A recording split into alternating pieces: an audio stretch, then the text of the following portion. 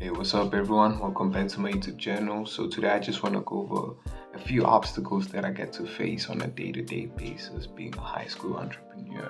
It's really not that simple. First of all, just running a business, but then on top of that, being in high school, it's really tough. So, I just want to give you guys a few obstacles that I get to go through and a few to expect if you're thinking of also following the same path.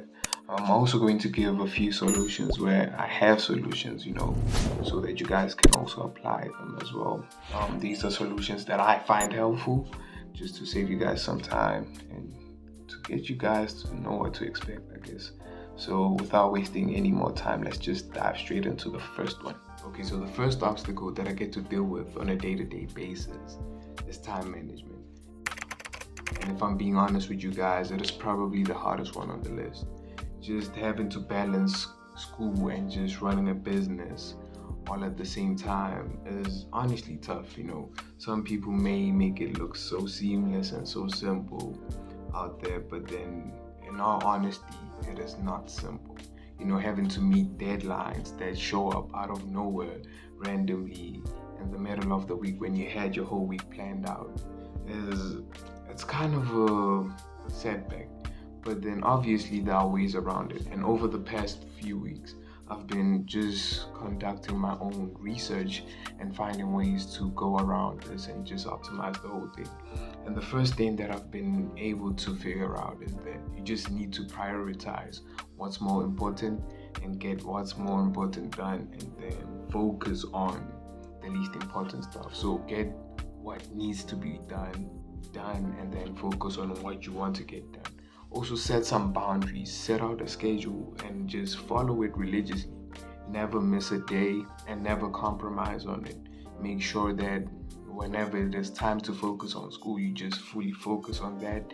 And whenever it is time to fully focus on working on your business, you fully focus on that. No questions asked and no negotiations. So just follow through with these things religiously, and all should be well. But then let's just move on to the second point. Okay, so the second obstacle that I get to deal with, I wouldn't say daily, but frequently, is credibility. Clients finding it hard to take me seriously, and just clients finding it hard to trust me. At the end of the day, I'm an 18-year-old boy from school asking to take care of a huge factor of their business, a factor that puts food on their tables and the roof over their heads. So they find it hard to cooperate and just listen to what you have to say, right? But then the solution to this is quite simple. It is quite simple, but then it does take some time. And it is just that you have to build trust. You have to stick to your word and get what you promised to get done. Do what you have to do and what you told them you're going to do.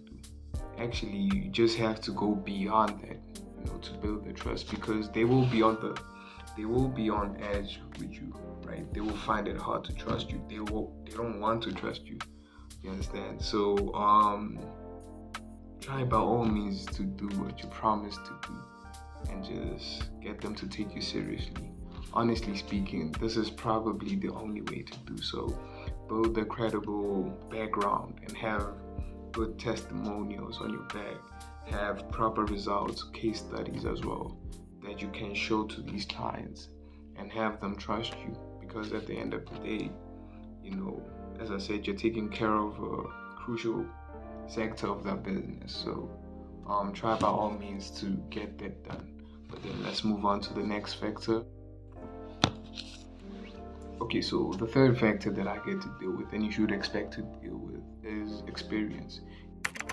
You getting into the game early doesn't mean now you're automatically 10, 20 steps ahead of people who have been in the game 10, 20 years.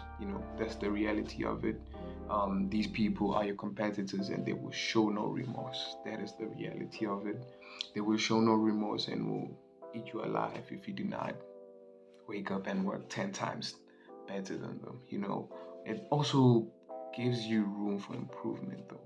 That is the advantage. It gives you room for failure and just learning. That is the great thing about it. I mean, it also puts you a few steps ahead of your age mates. But then overall, people in the industry who have been who have been around much longer will not show remorse. And it doesn't put you ahead of them. So you do need to work a lot harder than everybody else, and that is a factor that I get to deal with. But then obviously there's not really a solution to it, but then I see it as an opportunity for me to just take the risk and just risk it all, at the end of the day. I have so much time to fail and just pick myself up again. So that is the great thing about it. Moving on to the last factor, that is lack of resources. So limited resources is a factor that I had to learn the hard way, that you can never avoid. 90% of the high school entrepreneurs go through this. You're going into this with almost nothing in your pockets. You watch a couple of videos from a YouTube guru, and all they have to tell you is start up a go high level account, automate the system, get a media buyer to maintain the system, then you're on your road to success. $10,000 earning you on a monthly basis, right? But none of them tell you that, okay, for you to get this go high level system, you're going to have to pay $297 on a monthly basis. That is 6,000 rands, if I'm not mistaken, somewhere around there. None of them tell you that you're going to have to pay this monthly fee, right? None of them tell you that you're going to have to pay your media buyer.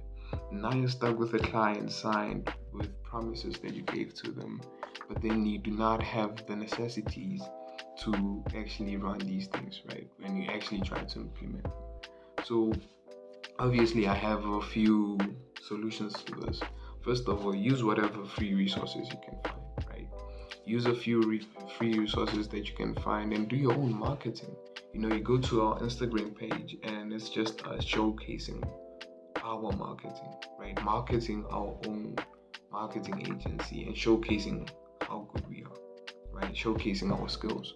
What better way to market your own marketing agency other than showcasing the skills of marketing? You understand? So it's quite that simple. Just use the free resources that you can find for like a few months and until you find yourself and like find grounds. Then you're on a better way to success other than just following this formula that all of them give you. So that'll be all for this week, guys. Shout out to everyone that got to the end of the video. If you liked it, don't forget to sub and just give the video a like. Comment in the section which parts of or which factors you would like for me to elaborate more on, and I'll just do so in the next video. Till then, stay safe, guys. Peace.